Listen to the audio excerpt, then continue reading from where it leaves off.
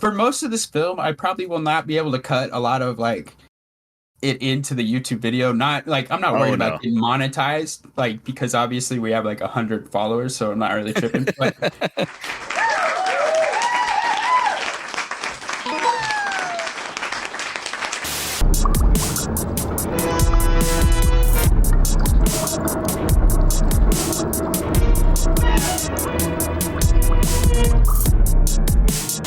welcome to Basement Communion. This is RevTerry. This is the old guy, GrindhouseCellar. Today we want to look at two films that are near and dear to my heart, the Violent Shit series. The Violent Shit series is got to be the most honest advertising available to us in the current world. Unless you go in expecting, 90 minutes of handles on the porcelain bowl riding. Yeah. This isn't some German Scheisen film. No, you're not gonna. Yeah, it's not violent shit. Like, yeah, that would be intense. Although it definitely wants to induce shit. Those kind of feelings sometimes, and we do have some pieces that do kind of do that. But violent shit is essentially violent shit, and it is, and it's great for multiple reasons. One, false advertising sucks. Two, I love seeing some random, pointless gore, especially homemade gore that looks this good. This is the homemade stuff that I was cooking in my head in junior high. Yeah, no, this is and that's one thing is the gore is amazing. But oh yeah, it also is important because this is kind of opened up a world to German cinema. Actually, as silly as this movie sounds.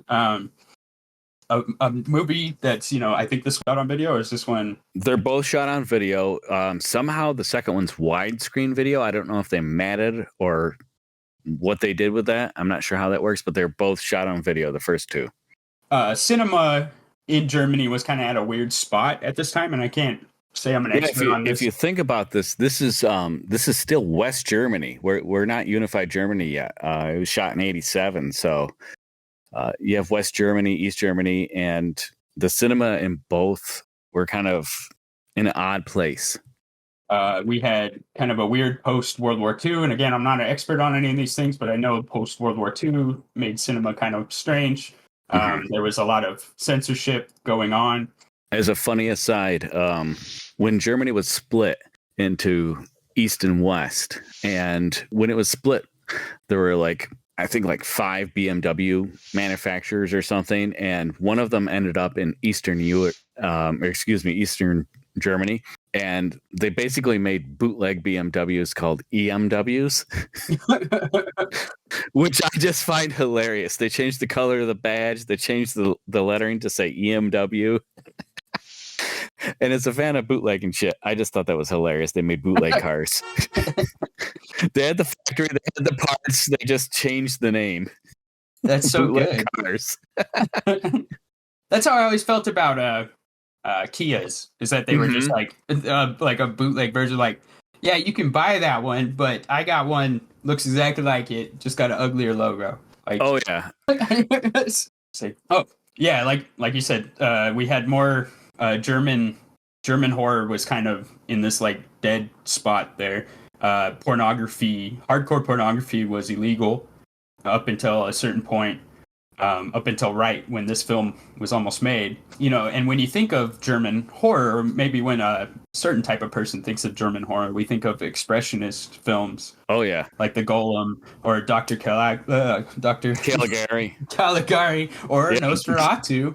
Yeah, German expressionism it's such a staple of early horror, and it's such a unique look. Yeah, but it definitely isn't fun horror. No, and unfortunately, most of those directors had to flee Germany. Yeah, and basically they took that art with them. And so horror was kind of goofed in Germany for a while. We're seeing 1920s till we start getting some sporadic releases that are kind of people moving back. What was the Blood Demon with Christopher Lee? Oh, okay, yep. And then of course Herzog making the Nosferatu remake. He was part of kind of a rebirth in German cinema. I mean, he and a few other directors out in the 60s, you know, forward, kind of brought back different genres because you weren't getting really genre cinema. And he delved into that. It does. We still feel expressionist in Herzog's Nosferatu. There's definitely some of that is trickled through. But so after that, the 70s happening, about the middle of the 70s, I think they legalized pornography, which meant that a lot of the exploitation films that were just like softcore. Yeah, that was a tough time, you know, across the board for the makers of softcore, and not just softcore, but like exploitation, where they weren't pushing the envelope into hardcore territory, that suddenly, you know, the floor fell out beneath them, that people wanted that next market, whereas theirs didn't pack that punch. Yeah. And so in the 80s, all of a sudden, video equipment is available to regular people and a lot easier than it was before. Mm-hmm. We have a little bit lightening on censorship, and we have the ability to make films, you know, at a smaller level, and we get violent shit pretty much just pops out in this perfect storm of being sick of not seeing violent shit, which, you know, kind of calls back to lots of other things that obviously went into it that were like American films. Friday the 13th comes to mind pretty easily as soon as you're watching it, you know, Halloween 2. But it kind of brought all that, and kind of, you know, violent shit is often given credit with kind of jump starting an underground splatter film movement in Germany, which is pretty crazy. We have, you know, some really amazing, some of my favorite films come from there. I'm going to butcher every single one of these people's names. I was just trying to type one and it autocorrected some douchebag that's not even close. So I'm there with you. We're talking about is Andreas Schnaas. Is that how you say it? I would say Andreas Schnaas, but I'm not coming from any background. Well, yeah, that's the thing, is like I've read this name a million times. I looked up this film many times. It was a legendary thing, but you know, you don't really hear these names. No. But yeah, so we're talking about Andreas Schnaas, and he made violent shit with his friends over weekends. I think it says 4 weekends is what couldn't find like a real source on that, but multiple things say 4 I also read that. Back to what you were saying, like this time period was like, I think, just the perfect storm, because also you've got Jörg Buttgereit at the same time wanting to fill that void. We don't have any disgusting horror because we've, you know, been trampled down. One day we'll have to do a Necromantic episode, because Necromantic 2 is like, I know this sounds like edgy 15-year-old, but it's literally one of my favorite films. It's so fantastic. And these came from that same place, I think. Mm-hmm. Or like, and they really, not just Germany, of course they came from the same place, but they came from the same place. Like wanting to fill that, you know, and you've got splatter. We do have 2 different vocalized reasons for doing this. In the case of Andres, we have violent shit because he wanted a fun splatter film. Mm-hmm. And then on Jörg Buttgereit, you know, he's often said that first Necromantic was to pump as many offensive things as an answer to the type of cinema he was getting in Germany. This watered down, like, pseudo-expressionism. And so his film was going to be an answer to that. He's just pushing that envelope to the extreme. Yeah. And so we have kind of different reasons for doing it, but both of them kind of blew open that door on extreme splatter in Germany. And we know, standing in 2023, that would become a place, a source to go see gore films. Like, if you're into gore films, you watch German films. I heard the term German splatter before I ever saw any of the films. Like, you know, it was just something that was whispered about. It's like, hey, have you seen a German splatter? That is definitely true. Here's like, to a person in America without all this background, Violent Shit was the name of a tape that you didn't get your hands on, but you just imagined. It was like a legend. It was the Faces of Death or something. The name alone. None of my friends had it, you know, and we traded tape. Yeah, it was whispered, like you said. It was whispered on the wind. Like it was. You're like, you know, you heard the name Violent Shit, and you're like, yes, please give me that. I am a 15-year-old looking for some violent shit. I want to see this. But you didn't really get it. That was like, because it was like a legend. Like, it floated around like a legend. didn't even know what it would be. Like I hadn't even like the slightest idea. You get this idea in your head that's so much worse. This one here is extremely low budget. I think they said like $2,000, but I think again, you can't really find a source on that. I couldn't find anyone actually saying that. They said that he rented the camera, which makes sense in that time frame. So yeah, $2,000 sounds about right. Over 4 weekends with his friends. Mm-hmm. And this movie is... And folks, always do your movies over the weekends because for some reason they charge you weekly rates and you kind of get a few days for free. That's crazy. That makes hella sense, though. A lot of porn was shot that way. They're like, get the camera on Friday. We get 2 days for free. And then we return it Monday. That's awesome. Yeah, it makes no sense. For anyone who hasn't seen these films, and I'm not really going to put a spoiler warning on this because there's not really much in this first one. There's not really any story to ruin for you. This is to a normal person, this is bottom of the barrel, grimy, low budget backyard. Most people aren't going to make it through it. But this is something we enjoy.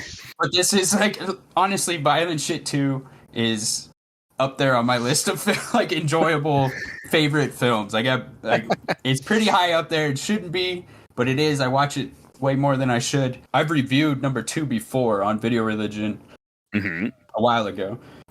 For some reason I like number 2 quite a bit. Oh yeah, I love both of them, but number 2 like really fills it out. All right, they're very different films, but let's get into that. Yeah. So we have, just to go over the story in number 1, we have kind of a person, just an opening there that is like one of the most ridiculous openings of all time, with like a kid playing with a ball, and it literally looks like somebody's family recording of a kid playing with a ball in some grass. It's funny. This so looks like a 1980s home family video because like that jacket couldn't be more 80s, even though this is supposed to be 20 years prior to the filming date. Yeah. Because he's a kid. Sure. Yeah. So you got some anachronisms there, but like this couldn't be more 80s kid playing in a park. It looks so like a picture you would have of yourself if you're...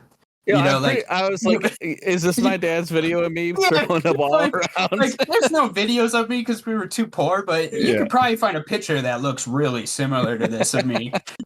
Just a kid being a dork with a ball. Yeah, like somebody put Wranglers on me. Like, what is happening here? Mm-hmm. But yeah, so it's opening. Big spoiler here is that little kid is Karl the Butcher Shitter. Wait, no, his official name is K. The first one is K the Butcher Shitter. I think that's just a joke because everything is the shitter. The producers are the shitters. Yeah, but he's Karl the Butcher. This is the only time we see it written like this. Yeah, I think that was a joke. I'm going to call him Karl the Butcher.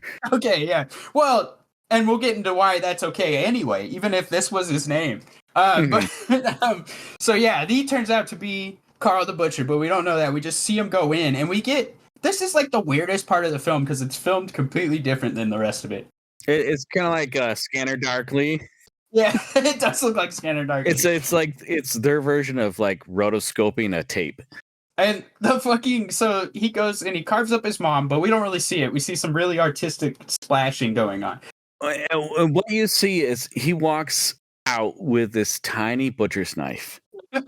And with the first time I saw that really set that hit home because for whatever reason in my house we had a tiny butcher's knife, and I now have a half moon shaped scar on my finger because of it. One Christmas I got this ginormous Hershey's Kiss, like thing was like 5 inches at the base and 5 inches tall. Solid chocolate. We're not talking like an Easter rabbit that's hollow. This thing was like a fucking pound of chocolate. And to preserve it for as long as I could, I put it in the freezer. Well, I could not gnaw through that thing with my little kid teeth. And I thought, I'll get a knife and cut off chunks. So I get this little butcher's knife that I've never seen anyone in my family ever use. And it's exactly like the one in the movie. And I've got this frozen pyramidal chocolate that I put it on, and I just slide right off it into my hand. And in violent shit mode, I can see the inside of my finger for like 1 second before blood just goes everywhere. That's just one of those traumatic things that's stuck in my head from being a kid. Because I've never seen a little butcher's knife like this kid. I have no idea where they got it. Yeah, like it cracks me up to even see it, because it's when it comes out of the door, he's got this little tiny butcher knife. Like, what would you like a cut up a partridge instead of a chicken? I love this part because after that, for some reason, it uses like these circles, and then when he kills that guy after the intro, it like does like the that's all folks on like a black circle, like encloses. Yeah, so basically you get, instead of a scene swipe, you got the left to right, the top to bottom. Sometimes you get a that's all folks circle swipe. And he goes with the circle swipes on this. In this one part of the film, so and it's very you never see it again. It's a very deep opening we have here. Guy kills his mom, and then the police are transferring him as an adult in the most ghetto police transfer van of all time, where you just the first time I watched this, I did not get this, that it was the police. So you see a VW bus, and it says "Police" on it, or whatever you say in German.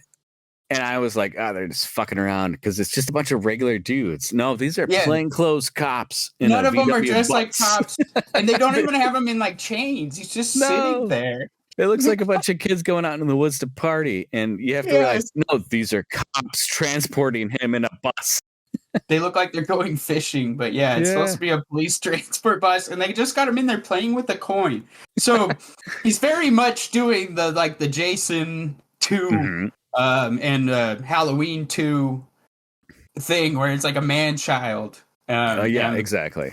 And then, but obviously this transport is not going to make it to where it needs to go. Oh, it never does. It never does. And our man, Karl the Butcher, K Butcher, is let loose on the streets, and he doesn't have a mask, so he's got like a tumor on the side of his face for some reason. I do not understand. Yeah, that whole aspect of the movie. He's got these like lesions that are the size of.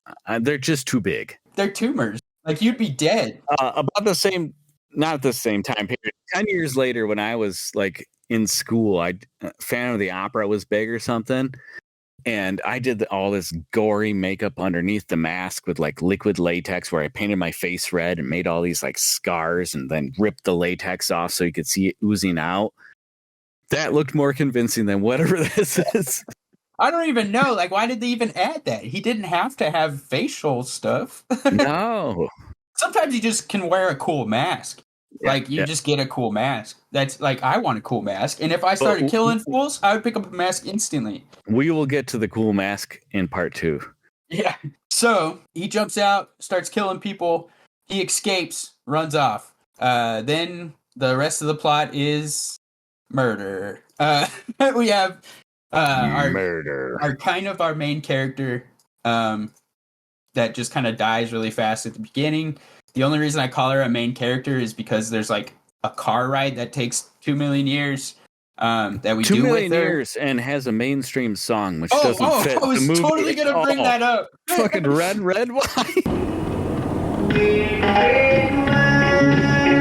That plays right there, and just for a second, but enough that you they can't didn't distribute pay for that. this in America.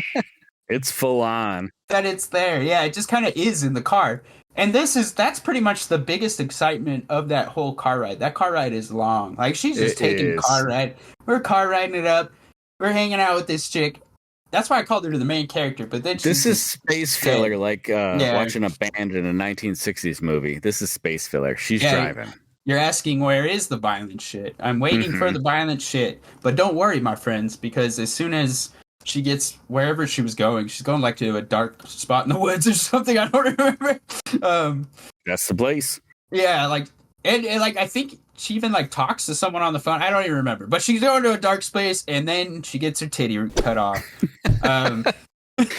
What else would you cut off? She gets like chased down, and then she gets her titty cut off. I do enjoy his first kill here of this woman though, because the hypnotic slashing and then 6 gallons of blood shoot on his face. And then he slowly hacks again and 7 gallons shoot on his face. And this goes on forever. Well, even when they shoot him in the shoulder in that beginning part, like blood like squirts out of the hole a few times. And you're like, wow, that's quite the gusher you got going on there. Yeah. You think the Japanese samurai movies have a market of the spray? No, this corners it. Yeah, no, it is. They love the spray in this film. So yeah, he pretty much goes after that. It is pretty much just let's run around and chop people up. So it's a guy dressed like a farmer. He's got a butcher's knife. It grew with him though, like his butcher knife grew up with him. This butcher knife is ridiculously huge. Yeah, it went from being the tiniest one ever to the biggest one ever. Like they took the full piece of sheet metal and put a handle on it. So you got this farmer-looking guy with this giant hunk of metal. Yeah, no, it's pretty much your ag teacher with tumors and a giant piece of metal. Exactly. Yeah, so running around, he's like he damn near looks like he's dying the whole time. He's supposed to have some sort of limp, and I think he changed his legs several times. It's all over the place. Yeah, it's like he looks like he's dying until he starts killing someone, and then he gets superpowered. I don't know, maybe it's vampiric, where he needs to feed off the kills somehow. Yeah, that's what it seems like. He re-ups every time he slices and dices. He was really tired, but he gets really excited. I feel that, man. I feel that. Power, full power, 100%, ready to go. We follow this around to some brutal ass killings. We get some more driving. We get lots of kind of conversations that are pointless because the people are about to die. Like it's just like spacing on. But then we get some really cool violence because it's violent shit. We do get some violent shit. Yeah, you get some. I don't know if he's trying to be funny, but you get some really bad dialogue, and then you get some violent shit. Yeah. It's constantly bad dialogue that has nothing. He runs into this guy with this terrible, like, acid wash DRI jacket. We get some pretty cool stuff. Arms removed, head removed, but we also get a dick removal and a boob removal. You know, edgy stuff for its time. Edgy, and full it's shown. One of those, fully shown. Full shown. We're talking like stretching the dick out a little bit and chopping it off, but and then just showing the dick on the ground. This is one of those movies, and it's a lot of shot on video, that we're going to hang out with this gore for a while. Like, you're going to watch this whole 10 minutes of this guy chopping this fake dick off. Like they worked on this, special effects for a long time, and they're going to show every drop of blood, and we're here for it. Yeah, we're going to hang out, and we're going to watch. So, in that way, it reminds me of lots of films, but the first thing I always think of when I just see someone hanging out in gore for like an hour and a half playing with it, with the cool special effects, is I think of Herschel Gordon Lewis. Because, they gore girls. It's just literally some person's face being opened up for like 10 and a half minutes, and then it goes to... You get like the meat tenderizer to the butt for 10 minutes. Yeah. To the point where that one's a little special, actually. That one's extra special. That one doesn't happen all the time. No. It's a little weird that it even happened once. Well, the weirdest, I think, is your regular milk chocolate milk. Yeah. We won't go into that. No, that is not YouTube safe. None of this is YouTube safe, to be honest. But yeah, so we got some pretty cool kills. He does most of it with his butcher knife, although there is some audibles from other people's. Oh, I love the guys doing yard work in the middle of the woods for no fucking reason. I mean, this is what I did all day. Yeah, it's yard work. Boring ass yard work, and this scene is amazing. The best part of this scene is actually the dialogue. Yeah, there's so many fucking quotable things in this scene that just are so good. Taken aside, I love. The conversations. Actually, after the only conversation that's boring is like the one right before the long drive at the beginning. The rest of them are I don't know if the comedy is in the translation or if the comedy is on purpose, but they're fucking hilarious. Like every one of them. This one dude, these guys do not want to be yard working in the middle of the woods, and he just comes out and he's like, you're probably gonna have to cut all this out of YouTube. But he's like, fucking damn shit. This bullshitting job is fucking me to the shits. This sucks. You suck too. It's just he's like, the whole world could suck my dick. It's just every line is gold in this scene. Oh man. Because you feel it though. This guy fucking hates his job of trimming trees in the middle of the fucking woods. That's exactly like, what are they even doing?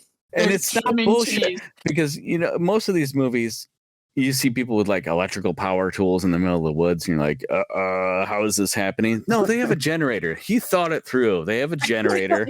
They're powering these tools. It's not magic. No, it is pretty good when it comes out because you're like, why the fuck are these guys doing this? And they're like, why the fuck are we doing this? I love it. Because they're just out in like the woods. Yeah, they're doing like woods. yard work.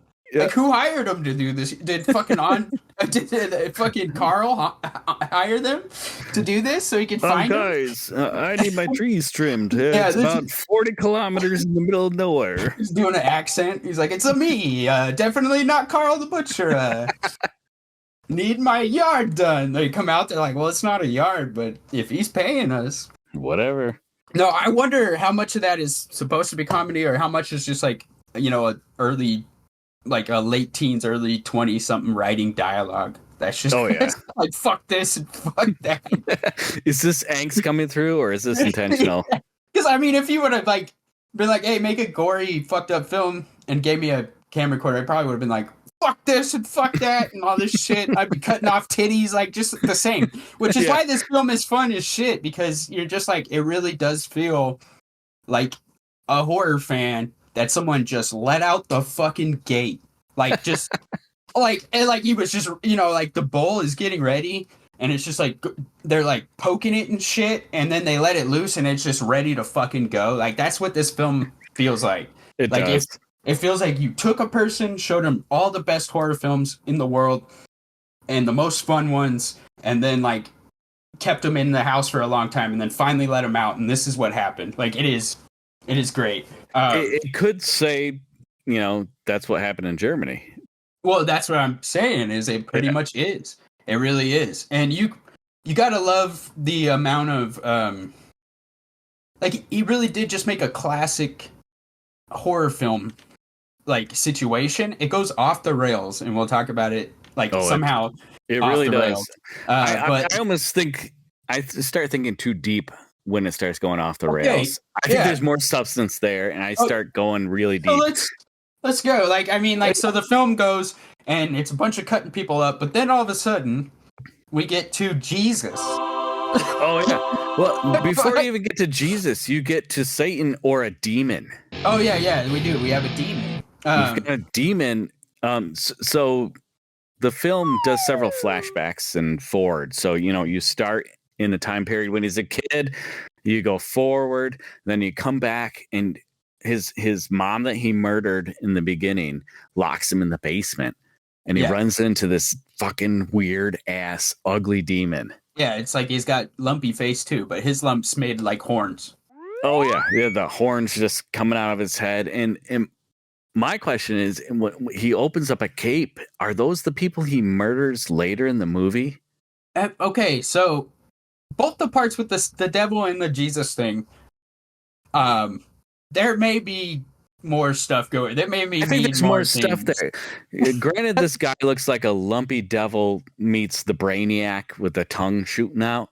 It does kind of look like, I don't know. We'd have to go back and see, but maybe they're just using the fake heads or something. But it could be they're obviously someone's behind there. Yeah, so it is probably just the same actors. It's probably the same actors, but are they supposed to be the people he kills? I didn't ever think of that.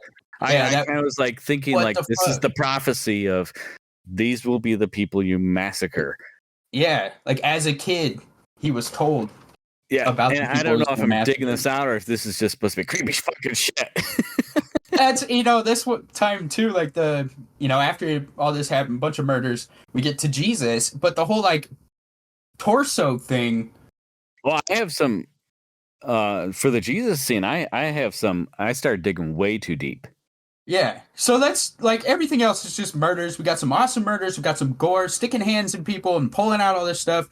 Oh, I wanted to say about the gardening is that he cuts the guy under his belt, like, which I thought was really weird. like you see it normally in movies, if someone gets cut in half, they get cut above the belt. Well, maybe the idea was he wanted to like. Oh, go ahead. No, go ahead. I was going to say. Under the belt, cinch it off, keep him alive, make him suffer. He's got a tourniquet built in. Yeah, it was very strange. For some reason, it stuck out to me when I was watching it. Also, with the gore, multiple times, it's like, oh, I pulled out like the poop sack, which is pretty fucking gross. Well, that's where you get the violent shit. Yeah, that's the shit. The violent shit.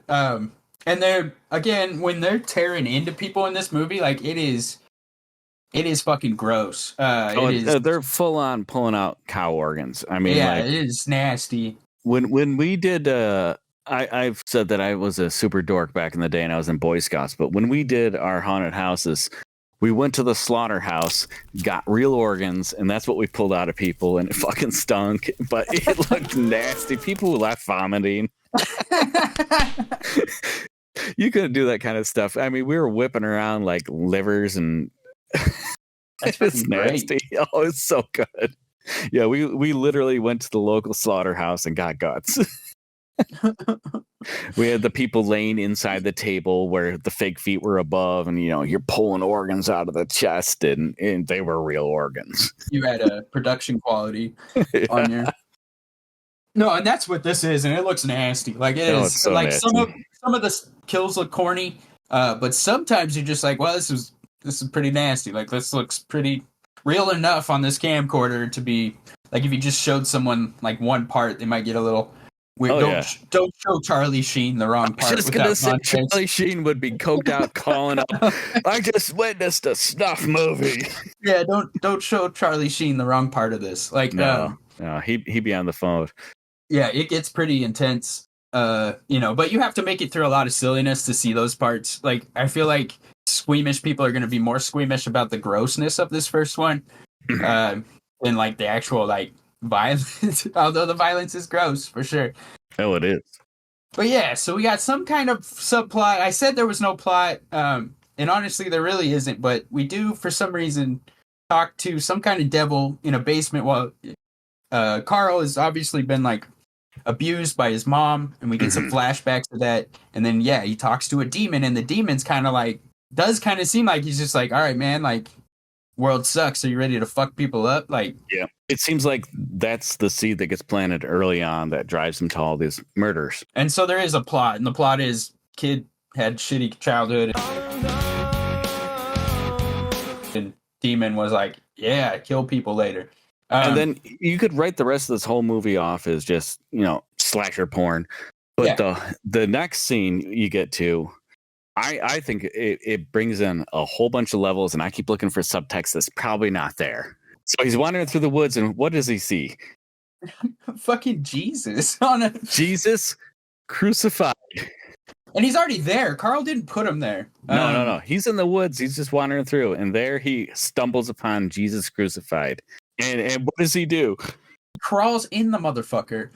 He opens. So at first you think he's opening up the part of him that, like, where he got stabbed with the spear or whatever. Well, so that's where I start digging deeper. Christ has got his 5 wounds. He's got his nail hands. He's got his feet hands, and he's got his rib stab. And like, if you think back on Renaissance paintings, he's usually stabbed how you would think, kind of horizontal. Yeah. Between the ribs, and there's a bunch of paintings of him like showing Doubting Thomas and different people. Here's my stab wound.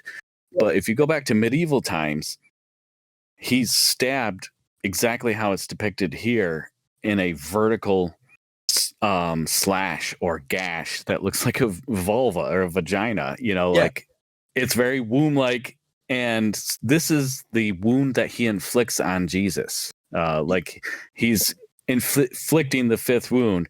And then what does he do to this wound? Womb. It is both at this point, though. He crawls inside it. He crawls inside Jesus. And it's... through the wound.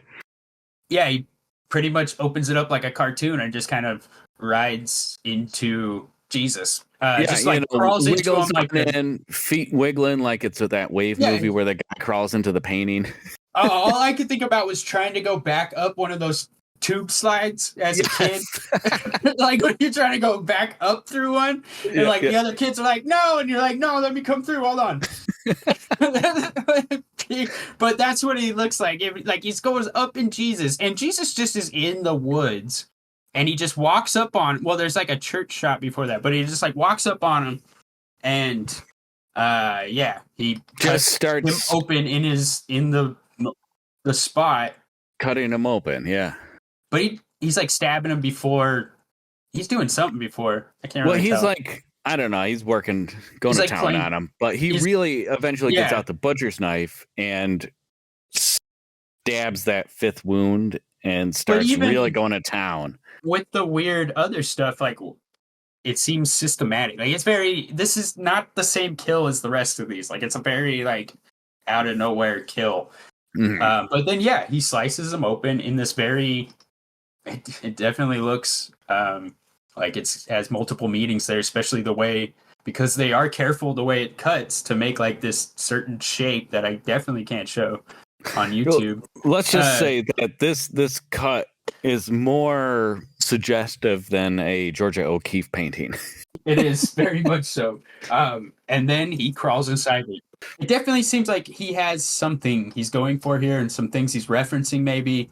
But part of it could also be our good old-fashioned like blasphemy is fucking fun. And it is definitely, if you're making a movie called Violent Shit to offend people, you better include some fucking blasphemy. Because what kind of party doesn't have blasphemy, really? But these do seem like they have some point to them. And definitely crawling up inside of Jesus's gory torso has to mean something. Like it maybe it didn't, but maybe it still did. Maybe it's just like, look how fucked up we are, but I keep digging for meaning. Yeah, well, but even if it is just, let's think of the most fucked up thing we can do. Yeah, the vagina part, whatever. But if this came to your mind, it still means something. I hate to break it to you. Yeah, it does. Like I'm not Sigmund Freud, but if you watch these two movies, definitely. I would say this guy has womb envy. Okay. Definitely both of the movies. So yeah, like both of the movies. Mom is a thing. But I want to go over that in a second because I have way too much to say about mom being a main thing in horror films. But yeah, so he crawls up in there, and that is that. It doesn't like really go anywhere from there. We get another silly conversation. You end up in front of a church and you get a wild conversation, which is hilarious. Yeah, another great conversation. These are the things you could spoil, is how great these conversations are if you gave away too much. Oh, yeah. Because they're fucking hilarious, and I wonder how much is like just really badly written script and how much is like a translation being hilarious. But yeah, they get cut up too after having their conversation, as is the rule in this movie. And then we have our poor boy Karl goes out into the woods and molds. Whatever the disgusting lesions were on his face seemed to get worse. Yeah, like really fast, like all at once. They seem to get worse. He kind of falls over in the forest and just kind of like dissolves. And you think that's the end? Yeah, but we do get a cliffhanger, and that is he pulls a fucking baby out of him. Like as he's dying and decomposing, he gives birth from his wounds. He gives birth from his chest or stomach, some void of blood. Yeah, a baby comes out of him. So while he's dying, so he lays down and he starts to decompose, and then like falling apart. His lesions get bigger on his face, and then a baby pops out of his chest like it's fucking aliens, and he touched the face hugger. Exactly. And you start trying to tie this back to Jesus. Yeah. And it's like, yeah, it is an immaculate birth. I mean, that's what I was saying. It's definitely an immaculate birth. And you know, like this isn't Junior with Schwarzenegger. Like he's been pregnant the whole time. So that really puts a spin on it, though. If he's been walking around knowing he was about to have a baby this whole time, that does. Like that puts a whole different like vibe on this movie. If he was like, I gotta fucking feed my baby with blood or whatever's happening here. Don't think that's the case, though. No, but I may have done this film. You know, I've watched this film a million times, and honestly, saying that it doesn't have a plot does it a little bit of a disservice. Oh, it does. Because there's a lot. Whatever the fuck is going on there's a lot of it. Because we have lots, and obviously religious stuff is just ask any metal band from when I was a kid. You just throw in some gory Jesus shit, and it's a surefire way to get certain people down. And it definitely could be. It's a very metal movie. Everything about the movie is metal, especially the second one as we go into this. But it's a very metal movie, and that could just be a metal thing to do. But also, there's a lot to chew on there if you wanted to. I mean, like you said, he kills his mom, so we have matricide right at the beginning, and then we keep flashing back to that abuse, and then he first meets the demon as his mom's locking him in a room. Abuse and his processing of this abuse. Yeah. And then at the end, he crawls into the Christian Lord and Savior as if he's returning to the womb. And then after he does some more killing, a baby pops out of him immaculately. Gives birth. Yeah. But, again, who knows what this means? As we go into this next one, obviously we have a pretty common theme of mothers going into this next one. And with that, what is the title to the second film? So sometimes it is known as Violent Shit 2, Mother Hold My Hand. Mother Hold My Hand.